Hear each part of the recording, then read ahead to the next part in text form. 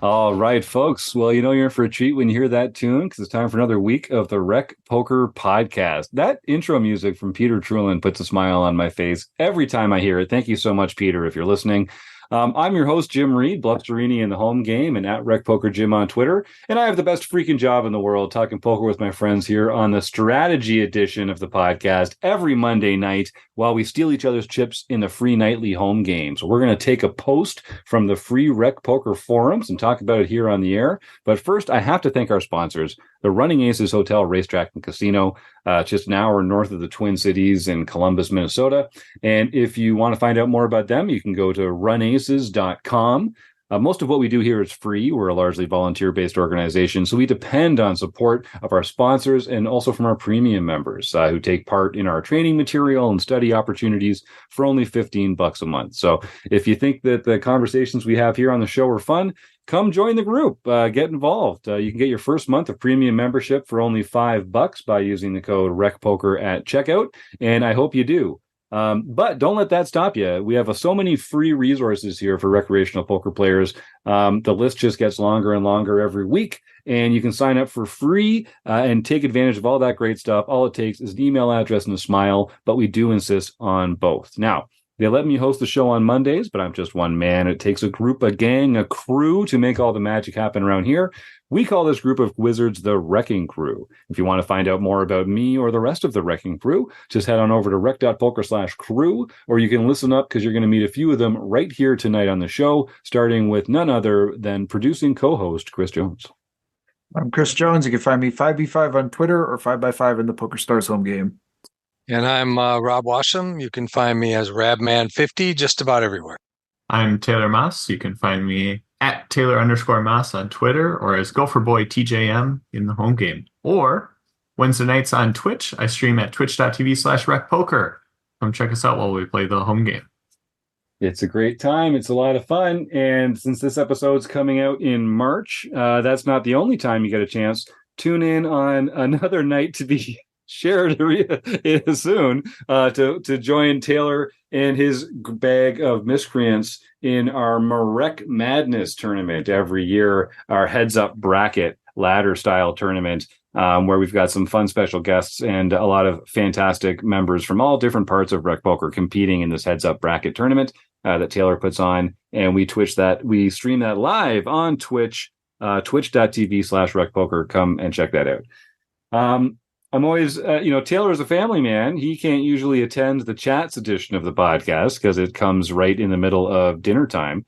But he's here to join us for the forums edition. And we're going to look at a hand, a spot, a dynamic that Taylor and Chris were talking about before we got on the air here. So, Chris, should I tee you up? Or were you the one playing this hand? Is that what I understand? Yeah. So I can kind of explain.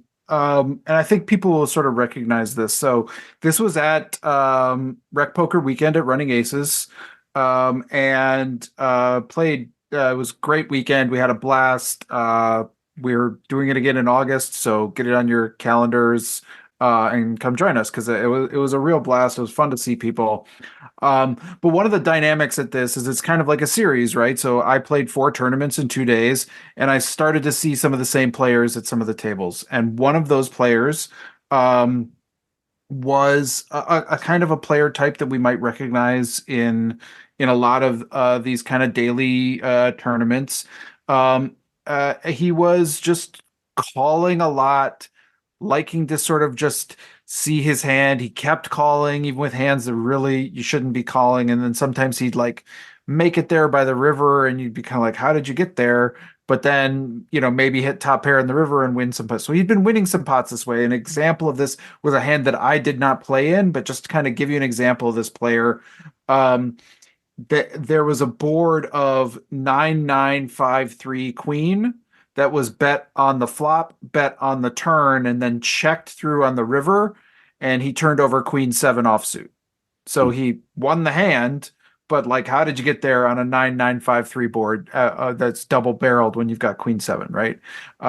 So that's the kind of player, and this player was seated directly to my left for a lot of the day in one of the tournaments, and then again in a second tournament was seated two to my left. And so what do we do when we know we're going to be opening into a player like this that is going to just call us a lot and call us with kind of nonsense, and sometimes frustratingly get there with their weird two pairs and their whatever, but often, so like, what are some of the adjustments we start to make? And that's sort of like some of the conversation I was having. And I'll give you an exact hand as well that then came up after the hand that I was not in, where I saw this sort of thing take place. Was I was in the hijack, and this player was in the cutoff. I opened and got called, and we saw a flop of queen of diamonds, nine of clubs, eight of clubs. And, so we have this dynamic at play. What are some adjustments that we want to start making towards this kind of player? That was, I think, the big question. Does that help kind of ground us at least to start? Yeah. So like the pat answer that people always tell people when they're in this spot is, hey, don't worry. This is exactly the kind of mistake that we want these people to be making, because calling with nonsense is a great way to lose poker hands and to, shed some chips, especially in a tournament. But that doesn't actually help us when we're in that seat. So I take your frustration, Chris. I think, I'll let Taylor and Rob jump in a sec, but the answer that kind of jumps out to me is it's a lame answer. Is just to like tighten up and play. But even like, I was gonna say like play more made hands. But like, what do you mean? Like big pocket pairs? Yeah. Guess what? We're always playing the big pocket pairs. How do you adjust when you have these players who not only call pre-flop with nonsense, but then stay sticky when they really have no, what's the word I'm looking for? They really shouldn't be sticking around post-flop. Right. And I think in particular, I forgot, I don't think I said what hand I had, right? But right. In particular, I think it's really interesting to ask, what do we do when we miss, right? Mm-hmm. And so in this particular hand, I had ace jack offsuit on a queen 9-8 two club board. I had no clubs. I think I had ace, I can't remember, but it's a non-club holding ace jack offsuit. So we got a gut shot, we've got an ace, it's a strong hand against this kind of rather large infinite range. We're probably ahead, but do we keep betting into this sticky player who's always going to be calling us? So how do we approach this? And are we in position at this point? Okay. No, we're in the hijack. They're in the cutoff. Yeah. So they have position on us. And I think they're going to be calling us with a huge portion of their range, given that queen seven hand that we saw.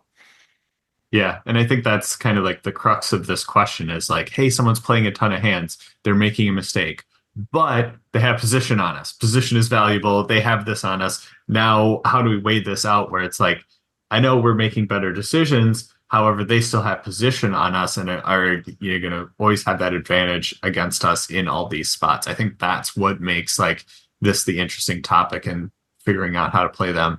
I think the first thing that you do is you make a comment to them and say, hey, what are there strings on my chips that keep, bringing your chips in whenever I put mine in the pot? No, that's really lame. But I mean, you can try and make some sort of comment like that. And every time they enter the pot, it's like, oh, what is this about me? You can. There's a human aspect to it. But I think the more logical answer in something like this is, it's kind of lame. It's kind of like what Jim was saying, but it's like, just play your value harder and bluff less. If they're going to call more, bluff less. And that doesn't necessarily mean like tightening up your range pre-flop. But you're going to play ace jack. You get into this spot and it's like you miss. You're hoping in other situations that when you have ace jack on this queen 9-8 board that you're like, hey, I kind of want them to fold out some other things. Like I kind of want them to fold a pair of eights. I kind of want them to fold when they've got a gut shot, kind of like we do. And you're kind of hoping to deny equity from that aspect. But if you're not going to deny equity from those because their calling range is way wider, why bloat the pot? When you have made hands, then bloat the pot. So when you have, the ace queen in that situation, bloat the pot. When you've got the jack 10, bloat the pot. When you've got two pair sets, all those types of things, bloat the pot then. Because if they're going to call more, that's how you're going to make them pay, is when they're paying when they're way behind. You're not going to make them pay when they're calling you where you probably have the worst hand, or you're not getting them to fold the hands that you want them to fold. So I think it sounds way too simple, but I think that is the adjustment that we have to make in these types of spots. Yeah, and one of the other things, when you say bloat the pot, I think one of the other things, adjustments that we should be thinking about in this spot is that if they are this player that is tending to just call, and maybe is a little bit less experienced, maybe sort of like just kind of wanting to see how a hand plays out, maybe try to get there, whatever they're trying to do. I think we can go big too when we do this, like, because this is a kind of flop where, queen 9-8. If I've got what, let's say I've got king queen on this board, right? Like this might be a board that I don't really. I'm gonna bet probably, or maybe actually a lot of times because I'm out of position, I might be checking to an opponent. But I think in this particular situation, if we've got like king queen here or ace queen or something like that, like I think we want to bet big, and try to get this player to start to come in to these hands with this very, very wide range, rather than, because my approach a lot of the time in this kind of situation where I am playing out of position against a player, is to immediately sort of check to them a lot of my range. But that's against playing against a balanced opponent. And here I think we want to bet our value and bet big, I think. Yeah, Rob, did you have something? I was gonna ask, did you ever see him 3-bet? Only not pre-flop, really. Okay, Not pre-flop all right. ever at all. Right, right. Post-flop, yes. But that was with value because this Right. person had a big stack because they were starting to make, it wasn't against me, but they were starting to make some sort of nonsense hands that was frustrating some people at the table. I imagine, yeah. Then the next question is, did you ever see anybody raise bigger when he was in position on them? Was all the raises pretty standard raises? Yeah, people were just sort of betting like their normal C bets and like, quarter pot, third pot kind of thing. Even pre-flop, it was all 2.5, 3 big blinds. Yep. So that's what I was wondering. I mean, I've been reading Exploited Play in Live Poker by Alex Fitzgerald, which is, it's cash and tournaments, and he's mainly a tournament player. And he talks about betting big, go the 3.5, 4.5 even, pre-flop, and try to see if there's a threshold that this person is not going to call with. Because I ran into the same exact thing last night. I was playing a tournament, and there was this guy, and he was 2 to my left, and every time I opened, he called. And I'd miss, and I'd be out of position, and I'd have a big hand, but I'd still miss the board, and I'd bet, and he'd call. And I thought, well, he couldn't have hit this, Then I bet again on a turn, and he calls again. And he turns over some nonsense like 6-3, offsuit. And it's very frustrating, but how do you fight that? And it's like when they call, they have something. When he didn't have anything, he just automatically folded. So in this case, this person sounds like for him, having something is having a Broadway card.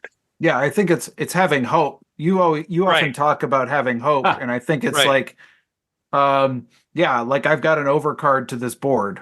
Right, That's right. enough to stick around. Right, right. So it's understanding that for him to make a call, and again, I think what your idea of betting bigger, even, we always talk about being out of position. You don't bet as often and you bet smaller. But maybe if your head's up against that specific person, now maybe is a time to take that GTO framework out and say, okay, how do I exploit what he's doing? So I don't know. I think it's changing your bet sizes, I think, is the first step to finding out, is he bet size inelastic or not? Yeah, when I was thinking about your spot here, Chris, the two things that I wanted to know was, are they raising? Are they float betting, like when checked to? And then are they size aware? Because it does feel like against a player like this, just throw balance out, stop bluffing, stop semi bluffing, just don't. And you can often just like get your ace high to showdown. But tell me, did you notice any of I would those? And you kind of say answered it already, but first question is really not raising without strong value. Like if I was to see bet here and got raised, I would think they've got 2 pair plus, Yeah. at this point. Great. So that's a nice thing to know. And then what was the second question? Are they size aware? Are they elastic? Are they elastic to sizing? Like I don't think I have enough information. information, but my instinct is no. But that is just a guess at this point. I don't think I have any confirmation on that from what I've seen in the play. And we should reinforce to our audience, if people are like, people do raise occasionally, but if they're doing it with 2 pair plus, that's actually all the information you need to know. Right. Like that is something you can exploit. So even if they are playing aggressively, sometimes if they're doing it with very strong hands, that's actually very easy to play against. So that's raising itself or not raising isn't really a fully encapsulated element of that. So I would say, yeah, I mean, I like the point that Taylor makes, which is that you don't necessarily need to tighten up so much pre-flop, because this player is going to make mistakes post-flop in hands, and you can hit a variety of boards just as easily as they can. So the tightness really comes in post-flop, and I would just like throw balance out the window. And I actually don't mind getting into hands with players like this, even if they are in position, because I'm not going to lose a big pot. I might lose a small pot. If it's a big pot, I'm winning that pot. So with this hand in particular, like I think it's sort of an interesting one, right? Like if we think that they can, show up here with I don't even know, like a queen 7, apparently 10-4 suited. Let's say they've got a gutter and they just it's suited. I'm gonna call, right? So now they're sitting there with a gutter. Like I get the idea of not betting when we don't have value, but against this kind of opponent, is ace jack value? Mm-hmm. Like, Taylor? would you bet ace jack here for value? I wouldn't, mainly for the aspect of like, think how they're going to play a lot of those hands and how a lot of these situations are going to go. And the point that I was going to make that I'm going to layer in here is we can still accomplish the same things, but on later streets after we like learn more. Like generally this opponent like bets when they have it and checks to, hit some of those draws. They're going to check a lot of the hands that they would have called our bets with, so we can pot control with those. Like it's not always as simple as just trying to like think about it this way, but like how many streets of value are you hoping to get with ace jack on this board, if it is streets of value even, right? Like if we check here and they check behind and the turn is, a 4 of diamonds or something like that, like can't we accomplish the same thing on the turn that we would have on the flop?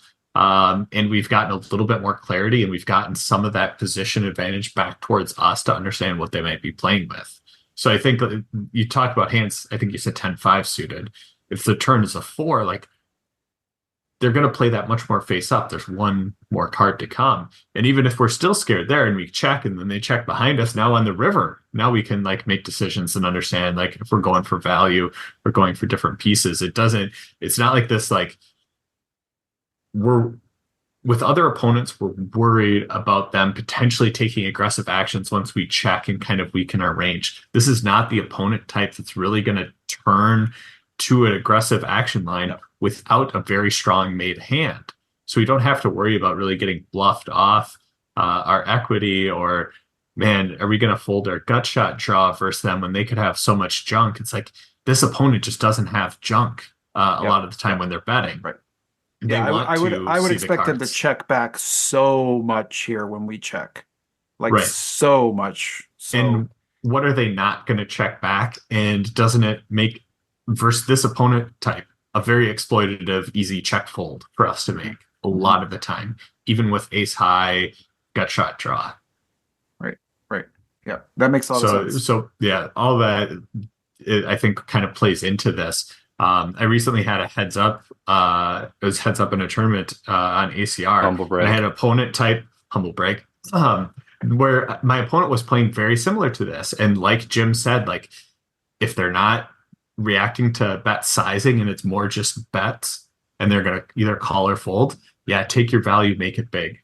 I was making 2/3, 3/4 pot size bets on the flop when I hit top pair. And when I didn't hit top pair, I was making 4th size pots bets. And like I can go back to the hand history and be like, wow, like this was really poor out of me if my opponent was good. But my opponent wasn't. And I could just exploit that. And it was like, I'm betting a 4th when I'm just trying to get him to fold. And then, if not, go from there. When I have something, bet 3/4, get a call. Bet 3/4 again, get another call. And then, I win one pot and it's 25 bigs. Yeah, So I feel like you got to be not afraid to make yourself exploitable when your opponent is not picking up on those things. I love that. You don't be afraid to make yourself exploitable.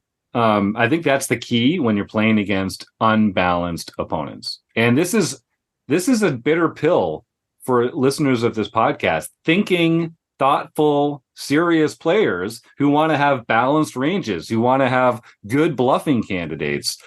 Unfortunately, you just got to throw those out the window in spots like this, because you're fancy play syndroming yourself when these opponents are not that sophisticated.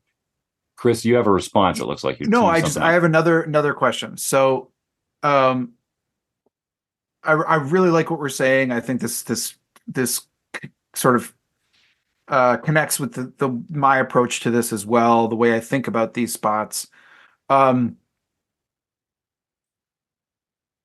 So versus a very tight player, like a very, I very much understand the idea of like in some cases we just don't want to find some of the bluffs. Well, in certain spots we might want, once they've kind of continued on a hand, continued down a road and shown some strength, we don't want to really find bluffs because we need to be either owning them with value or whatever. And I get the idea that we want to have sort of fewer bluffs in this spot against this player, but do we want to have no bluffs? Are there bluffing candidates against this, and what are they? Do pocket threes turn into a bluff ever against this kind of opponent? On this board, does 5-6 of hearts ever turn into a bluff here? Are there any bluffs? I would say it depends on like board textures and different things like that. This board texture, maybe there's no bluffs just because of like how well this is going to connect with their like general calling range that they have in this spot. There might just be no bluffs in that situation. But I think there's definitely bluffs in spots where it's like you have pocket threes and then the flop was ace 9-5, very disconnected. They have a lot of like Broadway types of cards that are aren't going to get sticky with the ace high board like they might in other situations. Because I think the one situation that you like laid out right away was like, what's their reasoning? Well, they had an overcard to the board. They potentially had like a runner for a straight type of stuff. So it's like they had this like obscure equity. But when it's an ace high board and they can't approve to top pair, that is a little bit scarier for them. So I think you might find some bluffs in those situations, but on something that connects so well with their calling range, you might not want to. Mm-hmm. Mm-hmm. I'm kind of curious what you guys think about, because I think sizing is really the last exploit for recreational poker players. Like, I think we are leaving a lot of money on the table by not deviating widely from conventional sizing against exploitable opponents. So I would want to know, and it's hard to do this in a limited, amount of time with one player. But like, is this one of those players where you can just bet one big blind on the flop and the turn, and if you don't get raised, then like just jam river on bricks? And like, are they sensitive to now? It's tough when they are the one with a stack because they've been picking people off all day. But players do cap their range, and if they're the kind of player who just like doesn't know what to do with like a small pair or a drawing hand, so they just like call. Now you put them in a difficult spot when it bricks. But if they're just a real sticky player, like, you don't want to do that because they'll just call. So you really have, like, that's the tricky spot. But I do think there's a question of, and I think, as Taylor points out, it's really board specific. Like queen 9-8 two-tone, like that's a tough board to get. Like, they're connecting with that board. Mm-hmm. But yeah, ace 7-3 rainbow, that feels like one where you can get no matter what you have in your hand. Like, it actually has very little to do with your holdings. It's just their response to your bet sizes. Can you get them to cap their range with some small micro bets on earlier streets, and then decide to take that's it away? a really interesting. I like that a lot. Rob? Cool. Well, I kind of agree with the bet sizing. Like I said earlier, I think we don't do it enough when we come up with these types of players. We don't do it enough in general to exploit the passive, let's see a flop. They just want to see a flop. They're going to call 2 bets. They're going to call a 3 bet if you happen to 3 bet them because they just want to see a flop. And I think we're so ingrained in these bet sizes that we study all the time, so that we're not exploitable, so that we're balanced and all of these things, that I think we're losing out on some of the exploits that we can make. And like Taylor said, you're exploiting somebody who wouldn't know that you're exploiting them and wouldn't know how to take advantage of that exploit. So why not go for it and exploit them? Even though you become exploitable, the chances of you actually being exploited are very slim. So I think there's an opportunity to increase our bet sizes and let's get out of the realm of thing and look stupid. Yes. Because people are afraid to look stupid when they're at the poker table. They don't want everybody to point to them and say, look at that idiot. But when you're doing something like that to exploit somebody, you shouldn't care what all of the other passive, I want to see a flop type players think of you, right? Yeah, they'll be like kind of shaking their head grumpily, throwing their cards in the middle, being like, I know you're bluffing, right? And like, great. Well, you just folded, so that's fine. Yep. Exactly. I think we should reinforce, I don't think we talk about this often enough, particularly in recreational games. Balance is about defense. If you don't need to play defense, then just throw balance out the window. If they're not hand ranging you, if they're not like thinking about how you play different parts of your range, if they are inelastic to sizing, you are stealing from yourself by playing in a balanced fashion against these players. So it's sexy to talk about, like, God, I love talking about poker strategy and having, blockers in my hand and having good semi-bluff candidates and, board textures that I can really represent the nuts and they can't have it. But that's just an academic conversation that you can listen to the podcast, write in, join Rec Poker Premium. Let's talk some poker strategy. But when you're at the table, and Rob bangs the drum for this all the time, we are playing poker against the people at the table with us, and those, if they're not cognizant about how a balanced player plays, you're giving up a huge edge by even trying to balance. And just bludgeon them to death with value hands, and look for these spots where they can be persuaded to fold, and then just never take that line with a value hand and only take it with the bluff. And then who knows if you're ever going to play poker with this person again after this weekend festival too, which is another thing.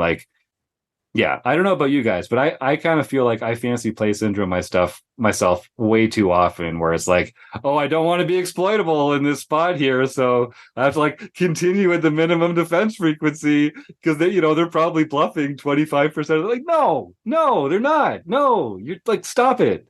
Just play strong hands, bet big when you've got big hands. Yeah, it's not the fun, sophisticated kind of poker that we all get together and enjoy talking about, but it's the best way to beat these players, I think. Yeah, and if you think about it, I think one of the things that players, when they're out of position, and we've all been taught that we check more frequently, and when we do bet, we bet smaller more frequently because we're afraid of being check raised. Well, the amount of being, I guess, if we're out of position, if we're afraid of being raised, the amount of times that people actually raise, either a check raise or any kind of raise, is 2 to 8% of the time. So that means 90% of the time you are not going to be raised, and that 2 to 8% of the time that you are raised, they usually have 2 pair or better, so it's very easy just to get rid of your hand. So there's nothing wrong with, against a player like this, being out of position and betting 3/4 to 1 pot, and just see how they take that. Although that is the tricky, that is kind of the trap that Chris and other players at his table found themselves in, where they're making conventional bet sizes and getting called by this player. Right. And which again, how many, what he, in the hand example that you used, Chris, he rivered a queen. Mm-hmm. So there's a lot of rivers where it just goes check, check, and he loses that pot, right. Which we like, but yeah, it's a difficult, you want to feel like you're doing something to exploit this weakness, and just playing the same way and hoping they don't hit the river doesn't feel like a very active exploit. And I mean, go ahead. One thing that Taylor was talking about, how we don't have to look for bluffs. What are the obvious bluffs? And if they're not cognizant of all of this, when you're bluffing, bet big. When you got value, bet small, so he'll call. When you're bluffing, bet big, so he'll fold. And find out where that threshold is. And he's not going to realize that you're betting small when you've got value and betting big when you bluff, because he's folded and doesn't know what you had. He'll just think you had a monster when you bet big, and you had a kind of a good hand when you bet small. This is a really good reason to pay attention to hands that you are not in, because you want to see how do these players respond to different bet sizes. Because in the example I used earlier here, when you're betting one big blind on flop and turn, those are value bets with ace jack in that spot. That's how you get a little bit of value out of them, and then you get to decide based on the run out what to do on the river. But it's whether they're elastic, whether their ranges are size elastic or not, I think is a really key question. Mm-hmm.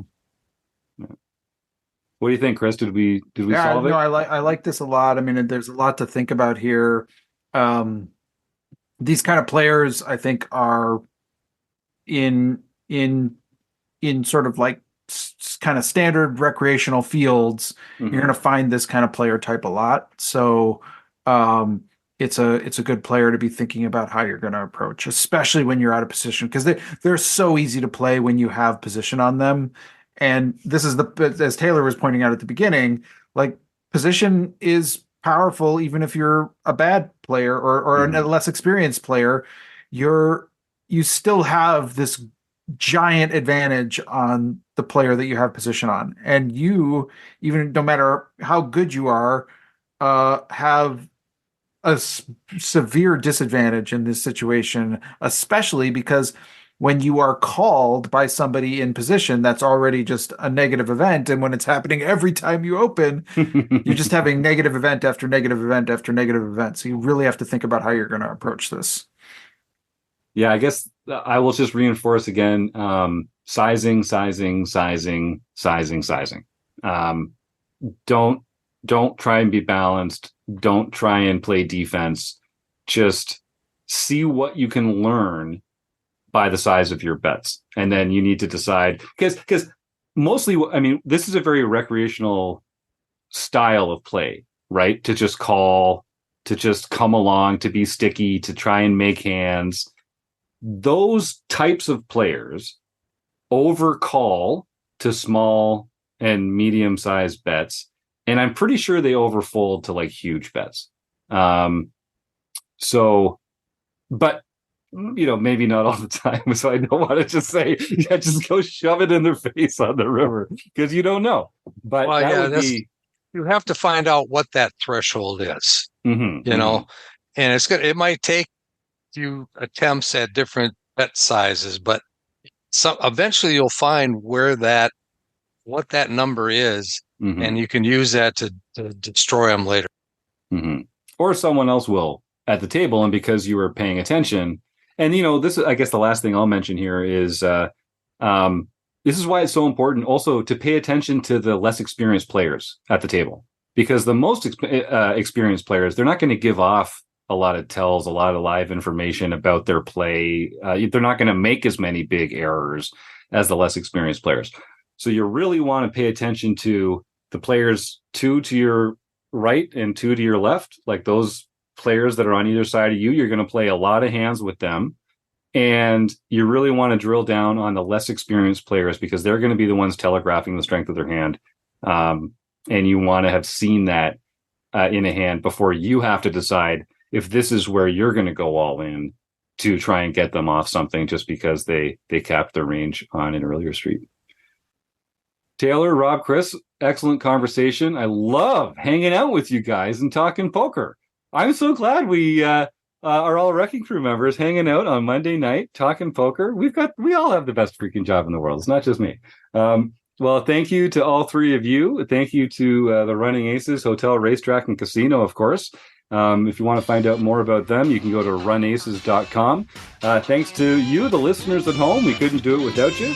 And we'll see you again next week on the Rec Poker Podcast. Have a really good week.